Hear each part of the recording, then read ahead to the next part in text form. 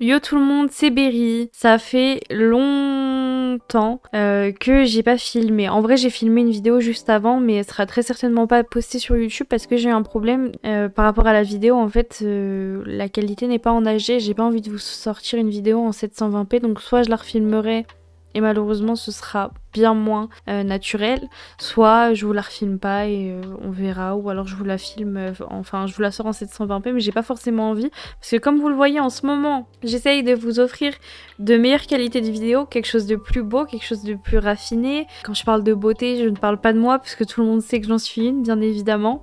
Non, je parle vraiment de la beauté en termes de qualité. Là, vous pouvez voir comme mon highlighter brille, vous voyez, tout est parfait. En vrai, j'ai même pas de highlighter, c'est du blush, mais bref, c'est pas le sujet de la vidéo. Donc j'essaie de vous sortir de meilleure qualité de vidéo, que ce soit en termes de son, d'image. Si ça vous plaît, n'hésitez pas à me le dire. Moi, ça me fait plaisir quand vous me faites des petits retours. Ça va m'aider, en fait, tout simplement à améliorer la qualité de vidéo. Donc j'espère que ce sera le cas dans tous les cas. Le cas dans tous les cas, ouais.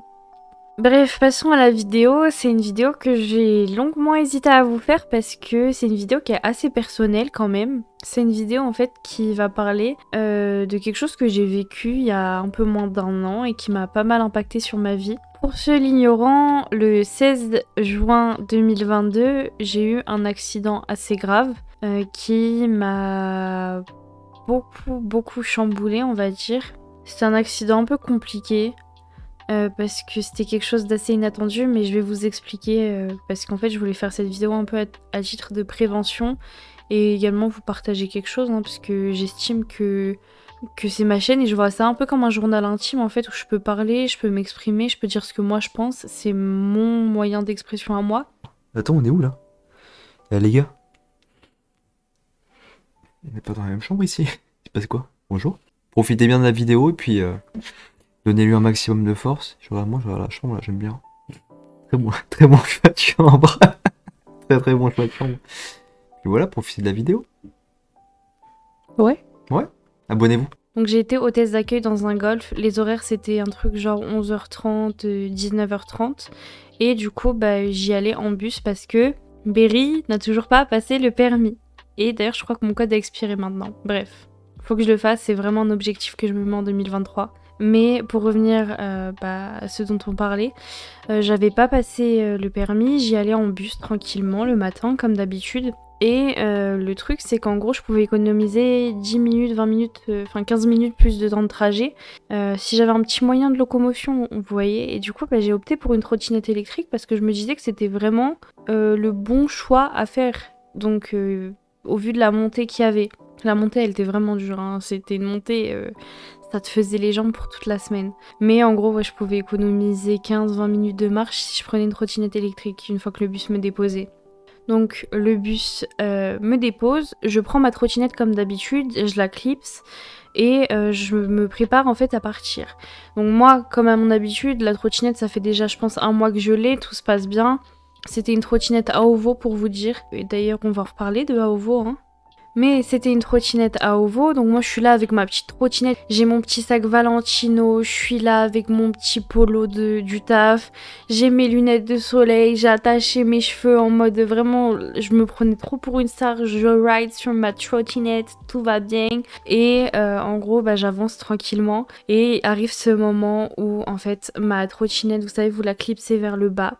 En gros la trottinette elle est comme ça, comme ça. Genre là c'est la tête de la trottinette et là c'est là. Et là il y a un clips en fait pour qu'elle se plie et qu'elle se déplie. Et ma trottinette, je suis dessus à 25, je crois c'est 20-25 km/h, je suis à fond, moi je vais vers le golf tranquillement. Et la trottinette se plie en deux. Vraiment ça s'est passé super vite et en même temps super lentement. Je sens d'un coup, genre j'entends un bruit, je sens qu'il y a quelque chose qui se déclipse et moi je suis comme ça. Je me rends compte qu'il y a un truc mais je sais pas c'est quoi. Et le machin se baisse et du coup en fait c'est moi qui avance vers le sol. Là il y a le sol, là il y a ma tête et ma tête vient et elle se... Genre je tape ma tête la première contre le sol. Moi je vous l'ai dit, je suis en petite hauteur quand même parce que c'est une trottinette, ça va à 25 km/h. Je suis sur un pont. De base, je passe tranquillement sur ce pont. Cette fois-là, arrive le moment où je tombe en fait en avant, ma trottinette part vers l'arrière, donc je me prends la trottinette à moitié dans la jambe. Elle se coince un peu, mais en même temps je tombe et j'ai un mouvement Je sais même pas comment l'expliquer en fait. Et comme je vous le dis, c'était à la fois super lent et super rapide. Ma tête cogne. Je me retrouve au sol, sur la route, en plein milieu de la route. Et vraiment, je me rends pas compte de ce qui se passe. Dans les modes de Call of à l'époque, il y avait ce moment où quand vous preniez par exemple une charge explosive ou quelque chose, genre vous ouvriez les yeux et vous voyez tout flou autour de vous, vous entendez bizarrement, genre comme avec des acouphènes, et vous regardez, c'est flou, vous voyez pas les choses distinctement et tout. Bah pour vous expliquer, moi c'est exactement ce qui s'est passé. Je vois tout flou, je comprends rien à ce qui se passe. J'ai du mal à ouvrir les yeux, j'ai du mal à me relever. J'entends une voix, parce qu'il faut savoir qu'à côté de moi, il y avait un homme en trottinette électrique aussi qui faisait le chemin, mais à l'inverse. Et il y avait une voiture juste derrière lui. Et il passait vraiment à côté de moi. En fait, quand je suis tombée, j'étais vraiment juste à côté d'eux. L'homme me parle, il commence à me parler, il s'arrête instantanément, il se met vers mon côté, il bloque un peu le passage avec sa trottinette à lui pour être sûr que personne ne vienne, aucune voiture. Il me parle, et moi je comprends rien, j'entends rien. Je me vois juste en train de me lever. Je me souviens, j'avais posé ma main sur ma tête instantanément, genre là où ça a tapé. J'ai posé instantanément, j'étais comme ça, en train d'appuyer fort. Et je me relève. Quand je réussis à me relever, en fait, je me relève toute seule. Enfin, je m'assois, on va dire, toute seule. Et je suis là, et genre, j'enlève de ma tête, en fait, pour essayer de voir, j'enlève ma main. Et là, âme sensible s'abstenir. Mais il y a du sang qui coule, et quand je vous dis du sang, c'est vraiment beaucoup de sang qui coule, énormément de sang. Je vois juste, en fait, au moment où j'ouvre les yeux et je vois un peu mieux, je vois juste une flopée de sang comme ça, genre qui coule et qui coule. Je pense que vous voyez la cicatrice ici. On la voit encore légèrement. Je tombe et ça me choque. Genre, je suis tellement choquée. J'arrive pas à comprendre ce qui se passe. Je suis trop mal, j'ai mal vraiment, j'ai tellement de douleur à ce moment-là, et en même temps je pense que le choc fait que je suis un peu sonnée. Du coup je ressens la douleur mais je la ressens pas en même temps. Enfin, il y a tellement d'émotions en fait qui se mélangent à ce moment-là, c'est trop incompréhensible, c'est vraiment compliqué à expliquer. Et l'homme me parle. L'homme me dit excusez-moi, super vraiment ce mec, une pépite. J'espère que si un jour il tombe sur cette vidéo, il sait à quel point je lui suis redevable. Il me dit excusez-moi, je vais me permettre de vous toucher le bras pour vous ramener sur le trottoir. Parce que du coup il fallait pas que je me fasse écraser en fait au milieu de la route. Et moi je comprends pas, et en fait il me prend mon bras et il m'aide tout doucement à me relever, vraiment il me touche à peine parce que ça se voit qu'il a peur de me mettre mal à l'aise ou quoi que ce soit. Donc il m'aide, il me met sur le trottoir, il me fait m'asseoir, il me dit faites pression sur votre blessure pour pas qu'il y ait trop de sang qui s'en aille. Et je lui dis rien, parce que je n'arrive pas à parler, je peux pas lui répondre. Il me demande si je peux, et je peux vraiment pas lui répondre, je suis sonnée, j'arrive pas, je sens les larmes qui commencent à pleurer, et je pleure, et j'arrive plus à parler, j'arrive pas à comprendre ce qui se passe. Je fais ce qu'il me demande quand même, j'appuie. Lui, il appelle directement les ambulances, je crois que c'est le SAMU qu'il a appelé. Il appelle le SAMU, en même temps j'entends une voix derrière moi qui est féminine, qui me dit mademoiselle, je suis désolée, c'est moi la voiture qui était derrière le monsieur. Je suis allée vite me garer, je suis auprès de vous. Est-ce que vous avez besoin de quoi que ce soit? Je suis là, surtout, n'ayez pas peur. Et vraiment, elle aussi, mais que Dieu la récompense pour ce qu'elle m'a fait, parce que vraiment, un amour. Elle est là, elle me parle, elle sait très bien que en gros, à ce moment-là, j'ai envie de dormir. Et ça se voit, je pense, sur mes yeux. Je suis comme ça, j'arrive pas vraiment, je suis dans un état second. Et elle me dit, mademoiselle, il ne faut pas que vous vous endormiez. Je ne lui réponds pas, toujours pas, parce que je n'arrive pas à parler. Elle se pose à côté de moi, et elle me voit en train de pleurer, donc elle commence à me caresser le bras comme ça. Elle me dit mademoiselle, ça va aller, je suis là, on va vous aider. J'ai le monsieur derrière moi qui est en train d'appeler les secours. Vous n'êtes pas toute seule. Et elle est en train de me parler comme ça pour essayer de me rassurer. Et au bout d'un moment, du coup, elle sait qu'il faut pas que je m'endorme. Et elle continue de me parler et d'essayer de me faire parler. Au bout d'un moment, elle me dit est-ce que je peux prendre le numéro d'un de vos parents pour le prévenir, quelqu'un avec qui vous vivez? Et du coup, je pense que vous le savez tous ici, mais je vis avec mon mari, parce que je suis mariée maintenant depuis de longues années. Et elle me dit ça, et je lui dis mon mari. Et j'arrive pas vraiment à sortir de moi à ce moment-là. Elle me dit votre mari, et je lui fais oui de la tête. Je me souviens, je suis comme ça avec le truc qui saigne, et je suis en train de lui dire oui. J'ai l'air tellement pathétique à ce moment-là. Qui est votre mari? Elle me dit est-ce que vous vous souvenez de son prénom? Et je dis oui. Elle me fait parler vraiment à ce moment-là, elle fait tout pour que je lui parle, elle me prend mon temps mais elle m'écoute, elle est vraiment là en train d'acquiescer, etc. Super gentille, un amour, elle est là, elle me demande le prénom de mon mari, donc je lui dis il s'appelle Alex. Alex, à ce moment-là j'arrive pas à dire Alexandre, je dis vraiment que Alex parce que ça va plus vite et puis en règle générale je l'appelle Alex. Hein. Donc elle me dit ok, son numéro, est-ce que je peux prendre votre téléphone pour l'appeler? Elle me dit à moins que vous le connaissiez. Et là j'arrive à donner le numéro d'Alex. Elle me dit c'est bien, vous êtes encore, enfin vous arrivez à me répondre, etc. C'est vraiment super. Et du coup, elle appelle Alex et premier truc, genre je me souviens j'étais trop dans le mal, mais ça m'a fait sourire malgré la douleur et je vous jure que ça m'a fait sourire. Elle fait Alexis, bonjour, je suis avec votre femme, elle a eu un accident, etc. Et Alex, lui, forcément, il a peur au téléphone, il sait pas vraiment comment ça se passait. Après, elle parle et je me souviens que j'ai un moment un peu de blanc à ce moment-là parce que j'arrive plus à vraiment comprendre ce qui se passe. Et pendant qu'elle est au téléphone avec Alex, moi, faut savoir que vraiment, quand je vous dis qu'il y a une pente à côté du taf, j'étais arrivée. Je voyais l'entrée du taf en fait en face de moi pour vous dire à quel point j'étais vraiment près du taf lorsque je suis tombée. La dame vient de terminer de téléphoner et elle voit sur mon polo du coup parce que je vous dis que j'ai le polo du taf et que l'entreprise est juste à côté et que c'est un golf qui est quand même connu donc le logo est connu aussi. Elle dit vous travaillez là-bas, attendez j'appelle vos supérieurs etc. Enfin j'appelle pour dire dans quel état vous êtes et que vous pouvez juste pas aller travailler. C'est une de mes collègues qui répond et du coup elle lui explique la situation et genre 5 minutes après, même pas vraiment quand je vous dis 5 minutes, c'est je pense 3 minutes, j'ai ma directrice et ma collègue qui arrivent, t'es rentrée dans une phase où j'avais juste envie de dormir. Je suis assise, je comprends rien, je vois à peine ce qui se passe. Et là, au loin, quand je rouvre un peu les yeux, je vois j'ai ma collègue qui se rapproche de moi. Elle vient, elle me fait un câlin. Elle me dit ça va bien se passer, t'inquiète pas. Elle est vraiment dans un état, ça se voit qu'elle a peur. Elle-même, elle m'a dit, quand on en a reparlé après, elle m'a dit vraiment quand je t'ai vue comme ça, je savais même pas comment réagir tellement ça m'a choquée. Et j'ai le SAMU qui arrive pas longtemps après. Et ils me disent, mademoiselle, est-ce que ça va? Est-ce que vous arrivez à nous parler? Qu'est-ce qui s'est passé? Et moi je me souviens, j'essaie vraiment à ce moment-là de parler, etc. Mais j'arrive pas. J'ai 2 hommes qui m'aident à me lever plutôt. Ils me soulèvent un peu par les bras, chacun d'un côté. Ils me ramènent dans la camionnette du SAMU et ils commencent à parler entre eux, ils essaient de me parler, ils parlent avec les personnes autour en demandant ce qui s'est passé. Et là du coup l'homme leur raconte exactement ce qui s'est passé, enfin le monsieur en première ligne qui les a appelés, qui était sur place directement, il les a appelés, il leur a expliqué vraiment tout ce qui s'est passé dans les moindres détails, où je suis tombée, qu'est-ce qu'il y avait, le fait que la voiture et la trottinette à ma gauche, qu'il n'y avait pas de voiture devant ou derrière moi.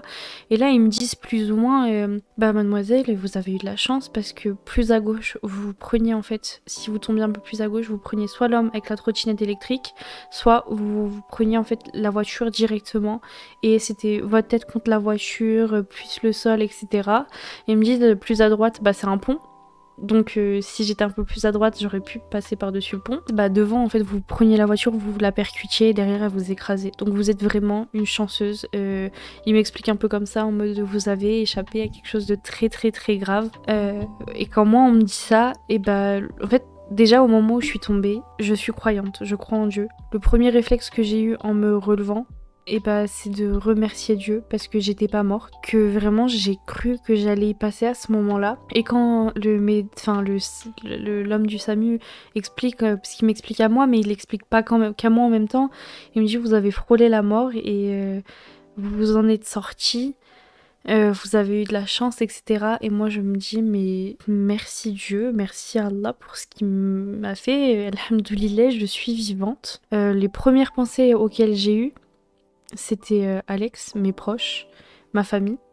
J'imaginais pas la réaction de ma mère si jamais il m'était arrivé quelque chose. Je vous jure que encore aujourd'hui c'est quelque chose qui me terrifie en fait, que ma mère un jour on doit l'appeler pour qu'elle apprenne que sa fille n'est plus là ou ce genre de choses. Sachant qu'en général je suis une personne qui fait vraiment attention à tout. Je vais pas être le genre de personne à traverser si c'est rouge pour les piétons ou ce genre de choses. J'attends vraiment d'être sûre qu'il n'y ait rien. Je prends vraiment mes précautions. Là c'était même pas de ma faute parce que même en trottinette en fait j'étais tranquillement en train de conduire. Je faisais attention à droite, à gauche, je faisais attention à tout. C'est la trottinette qui m'a fait défaut. C'est pas moi qui ai fait une bêtise avec la trottinette.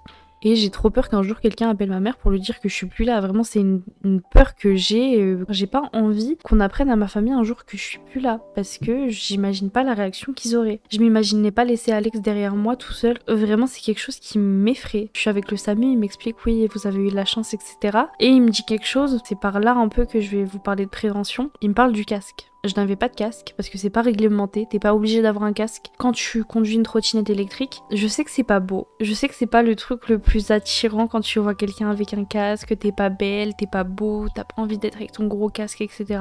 J'ai eu un problème du coup de traumatisme crânien. J'ai eu de la chance que ça n'ait pas été plus loin, on va dire, que ici, même si bah du coup ça a tapé. En fait, ça a tapé ici une première fois, ici une deuxième, et après mon crâne a tapé également. Mais c'était pas aussi grave que ça aurait pu l'être. Et surtout, si j'avais eu un casque, peut-être que ça aurait été encore moins grave. Donc vraiment, si vous faites de la trottinette, du vélo, peu importe ce que vous faites, c'est une demande que je vous fais. Je sais que peut-être vous ne me devez rien, peut-être qu'on ne se connaît pas, mais portez un casque si vous le pouvez, parce qu'un casque, ça peut sauver des vies. J'en avais pas, j'ai eu de la chance à ce moment-là. Un casque, ça peut être très utile. Bref, j'en avais pas et il me le dit. Il me dit, vous avez été chanceuse parce que les trottinettes électriques, en général, ça fait de très gros dégâts. Vous n'aviez pas de casque et vous avez survécu. Vous êtes... ça se voit que vous avez un problème dans le sens où bah il y aura des examens à faire, etc.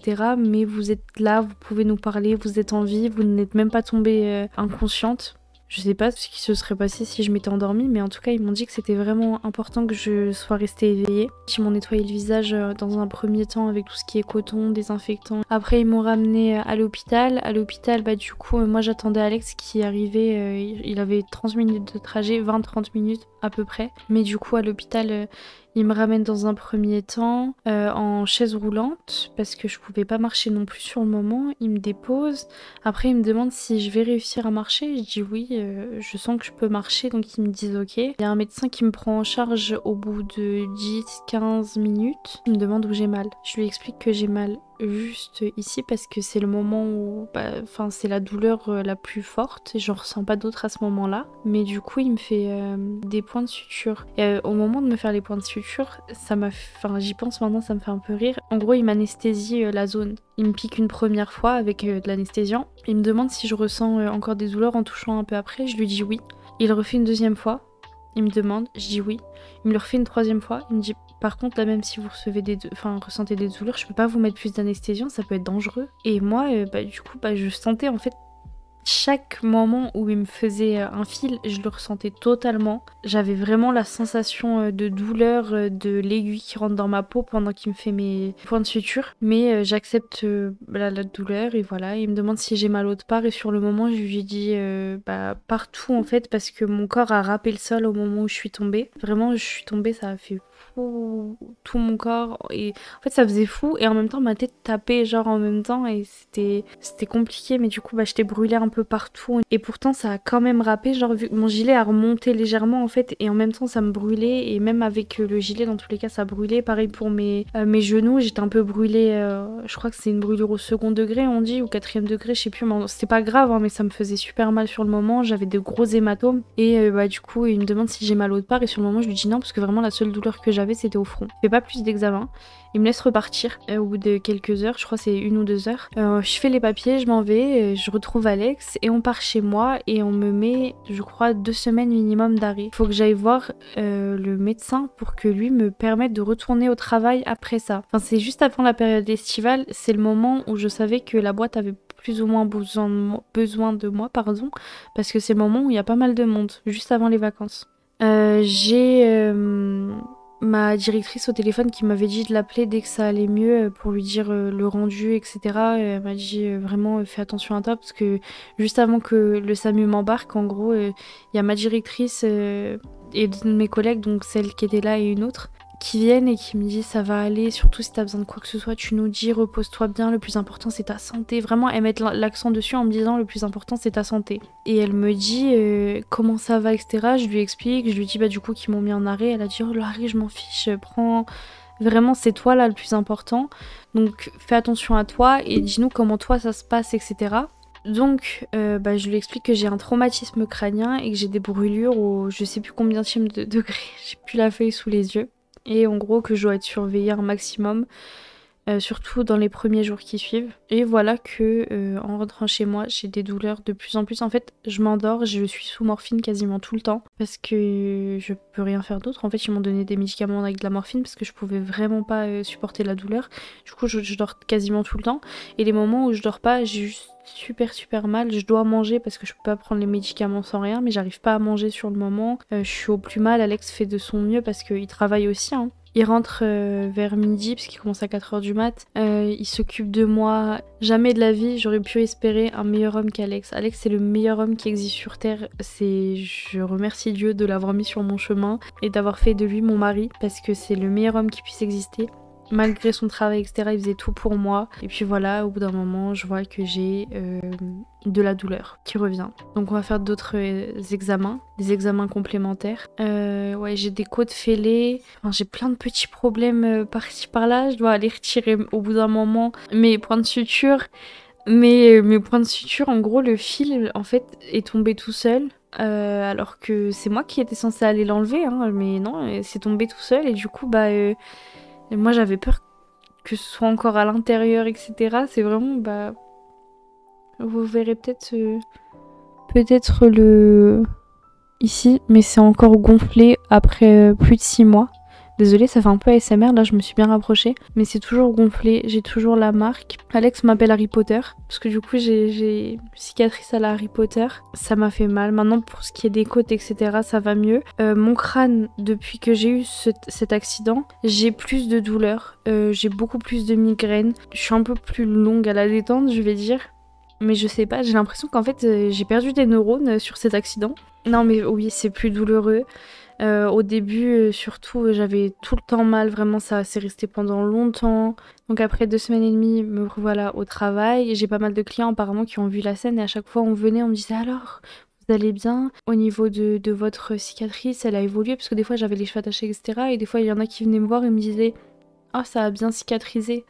Et moi, j'étais comme ça, hein? Et il me dit, ah, on était là pendant votre accident, on est passé à côté, on a vu, on s'est inquiété pour vous. Et vraiment, j'ai eu plein d'amour de la part de mes clients à ce moment-là, ils étaient super mignons. En ce qui concerne la trottinette, on va en parler de Aovo. Aovo Store, Aovo Pro, Aovo comme vous voulez, hein.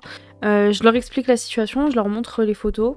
Quasiment aucune compassion. Moi, parce que je demande du coup, soit qu'on me répare complètement ma trottinette, soit qu'on me la rembourse. Sachant que je leur explique que au-delà de ça, pour moi, le plus important, c'est de faire attention à la sécurité de leur trottinette, parce que si la mienne a ça, peut-être qu'il y en a d'autres qui ont eu le même problème. Et je veux être sûre que, en fait, ça n'arrivera pas ni à moi ni à d'autres, parce que ça me choque. Et j'insiste sur ça dans les messages. Je leur dis, je veux surtout être sûre que vos trottinettes soit aux normes, que ce soit sécurisé, parce que moi ça m'arrive, je suis choquée, imaginez ça arrive à un petit qui perd la vie, n'importe qui, enfin ça peut être super grave. Et ils me disent oui c'est sécurisé, je crois qu'ils ont eu juste un mot en mode on est désolé pour ce qui vous est arrivé mais rien du tout de plus. Ils me disent oui en gros ce qu'on peut faire c'est vous envoyer un nouveau truc pour clipser en gros.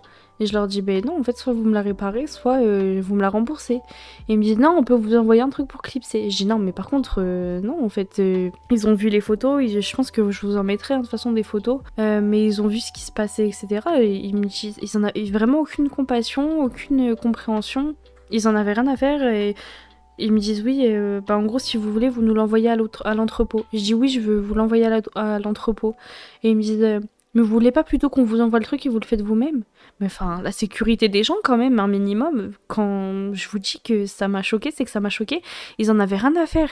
Je ne suis pas pro dans tout ce qui est clipsage, etc. Ce qui veut dire que c'est à vous de vérifier qu'il n'y ait pas ce problème-là après, parce que c'est votre travail. Et eux, non, pas du tout. Ils voulaient que je le fasse moi-même, parce que ça leur faisait moins de travail. C'est dingue de se dire ça. T'es une entreprise, tu t'en fiches de la sécurité de tes clients. Donc vraiment, je vous déconseille également Aovo, n'allez jamais chez eux, surtout pas. C'est une entreprise qui n'en avait que faire de ma sécurité, de ma vie en fait, tout simplement. Pour eux, je suis juste un chiffre comme un autre. Maintenant, je le rappelle, mais c'est très important de se protéger, donc essayez de porter des jambières lorsque vous prenez des trottinettes électriques. Ne prenez pas n'importe quelle marque. Voyez un maximum si la trottinette a l'air fiable. Jambières, casque, tout ce que vous pouvez. Voilà, c'était une petite story time, on va dire, mais en même temps, j'insiste vraiment sur le fait que, au-delà de vous avoir raconté une histoire, je vous le demande, faites attention à votre santé, faites attention à vous, ne vous mettez pas en danger inutilement. Si vous pouvez éviter le danger, évitez-le, ça me paraît logique, mais je le dis quand même, faites très attention à vous. La santé, c'est important, c'est, je pense, la chose la plus importante avant l'argent, avant le travail, avant les sorties, tout ce que vous voulez. La santé, sans ça, vous n'avez plus rien. Donc faites très très très attention à vous. Moi, je vous ai raconté cette petite histoire. J'espère que ça aidera certains dans le futur. J'espère que cette histoire n'a pas été trop dure non plus à entendre. Je pense que j'ai essayé de le faire plutôt sous le ton de l'humour, de vous raconter les choses correctement. Mais sachez que j'ai vécu un vrai traumatisme. Chaque fois que j'avais les yeux ouverts et que je fermais mes yeux, même une demi-seconde, je revoyais l'accident. Je le voyais en boucle. J'ai été traumatisée par cet accident et je rigole pas du tout là-dessus. Ça m'a vraiment traumatisée. Je vous avais demandé sur Instagram si vous aviez des questions par rapport à mon accident, parce que du coup j'en avais parlé un peu à l'époque en expliquant que du coup si j'étais un peu moins présente, etc., bah il y avait en partie pour l'accident et que je répondais moins. Et du coup bah voilà, je vais voir tout de suite si des questions ont été posées. Penses-tu que cela a eu un impact sur ta vision de la vie? Oui, parce que à l'époque je ne vivais pas comme on va dire. Je le fais pas non plus totalement parce que j'aime pouvoir prévoir les choses, etc. Mais je vis un peu plus au jour le jour en me disant que demain peut être mon dernier jour. J'ai moins de haine envers les gens parce qu'à l'époque, je pense que j'avais beaucoup de haine. Et depuis que j'ai eu mon accident, en fait, je me suis rendu compte que j'avais pas envie de mourir avec de la haine. J'avais pas envie d'être une personne qui a passé sa vie à haïr des gens. J'avais pas envie d'être malheureuse. Ça m'a fait grandir sur plein de choses en fait en me disant que vraiment fallait que je fasse attention à moi, à mes proches, plus d'un côté santé maintenant. Et je crois que le traumatisme ne partira jamais malheureusement. Quel a été ton diagnostic après ton accident? Comme je vous l'ai expliqué, on m'a diagnostiqué un traumatisme crânien après l'accident, plus tout ce qui est hématome, etc. Mais après l'accident, du coup j'ai eu mon problème de côte fêlée. Et je crois que j'avais quelque chose qui était fracturé, mais j'arrive même pas à m'en souvenir pour vous dire. Ça date d'il y a trop longtemps. As-tu peur de conduire à nouveau? Entre parenthèses, la trottinette. Ouais. J'ai réessayé un peu. Ouais, j'ai peur. Je me vois pas refaire de la trottinette sur de longues distances. C'est quelque chose qui me fait peur. Je me vois pas conduire comme je l'ai fait, 25 km/h, une trottinette électrique. J'ai trop peur de l'accident. As-tu encore des traumas? Oui. Il m'arrive de voir encore l'accident, d'y repenser, de pleurer quand j'y repense, parce que cet accident m'a vraiment choquée. Comme je vous l'ai dit, j'aurais pu perdre la vie sur ça, on me l'a clairement dit. Des professionnels de santé m'ont expliqué à quel point c'était dangereux. Je me suis imaginé perdre toutes les personnes que j'aimais, je me suis imaginé la réaction des gens à l'entente de mon décès, qui fort heureusement n'est pas encore arrivé. Mais c'est quelque chose qui a été très dur pour moi, vraiment très très dur. Et qui parfois est encore très dur. Maintenant j'essaie d'en parler avec le sourire, j'essaie de plus expliquer aux gens de ne pas reproduire les mêmes erreurs que moi, de porter des casques. Mais encore une fois, c'est très dur malgré tout. À quoi as-tu pensé lorsque tu t'es réveillée? À rien et à tout en même temps parce que, comme je l'ai dit, en fait sur le moment j'étais complètement sonnée, mais les premières pensées que j'ai eues ont été pour ma famille, mon mari, mes sœurs, ma mère, mes proches, les gens que j'aime, toutes les personnes que je porte dans mon cœur. Je peux pas toutes les citer ici, vous vous en doutez, mais toutes ces personnes-là, j'avais peur de les perdre, j'avais peur qu'ils me perdent aussi. Si tu avais pu changer quelque chose, qu'est-ce que tu aurais fait pour éviter? Je pense que je me serais pas rendu compte de l'impact que ça a eu sur moi et que ça m'aurait pas changé dans le bon sens si j'avais pas eu cet accident. Maintenant, je ne souhaite à personne d'avoir d'accident, même si ça vous aide à changer, vous en sortez grandi. Un accident c'est dur, ça fait du mal, ça peut tuer des gens, donc je ne vous souhaite pas d'avoir d'accident. J'ai la chance de pouvoir en parler et de vous dire de faire attention, donc sur ce point-là, je me dis que j'aurais peut-être pas envie de changer parce que ça m'a fait comprendre l'importance de la vie, des proches, etc. Même si j'avais déjà une importance qui était là et que je comprenais des choses. Mais comme je vous le dis, par exemple, la haine des gens, je l'ai beaucoup moins. Forcément, il y a des choses sur lesquelles j'ai de la haine, des sujets qui me choquent, etc. Mais des gens à proprement parler, par exemple, de mon entourage, etc., j'ai pas... Enfin, je laisse couler, je vis ma vie maintenant, j'en ai plus rien à faire des gens. Ce que les gens pensent de moi, c'est le dernier de mes soucis. Donc sur tous ces points-là, c'est bien. Maintenant, si je pouvais comprendre les choses comme je les comprends aujourd'hui sans avoir eu cet accident, bah, j'aurais fait en sorte de ne pas l'avoir. J'aurais pas commandé chez Aovo non plus. J'aurais commandé peut-être une trottinette électrique, même si elle coûtait plus cher, plus sécurisée, une marque qui a vraiment fait ses preuves. Et dernière question qu'on m'a posée, tu as toujours des séquelles? Mentales, oui. Physiques, oui, parce que du coup, j'ai toujours mes cicatrices. Et je sais pas si un jour elles partiront ou si je resterai Harry Potter toute ma vie. Bon, voilà pour cette vidéo. Je sais que c'est pas le sujet le plus gai à aborder, mais il fallait que je l'aborde au bout d'un moment. Je vous l'ai dit, mais ma chaîne c'est un peu mon journal intime, donc j'en profite si je peux raconter des choses et si en même temps ça peut aider des gens. J'espère que cette vidéo vous a plu. Je vous souhaite tout le meilleur du monde. Prenez soin de vous, prenez soin de vos proches, c'est important aussi. Et je vous fais des bisous. Bye bye.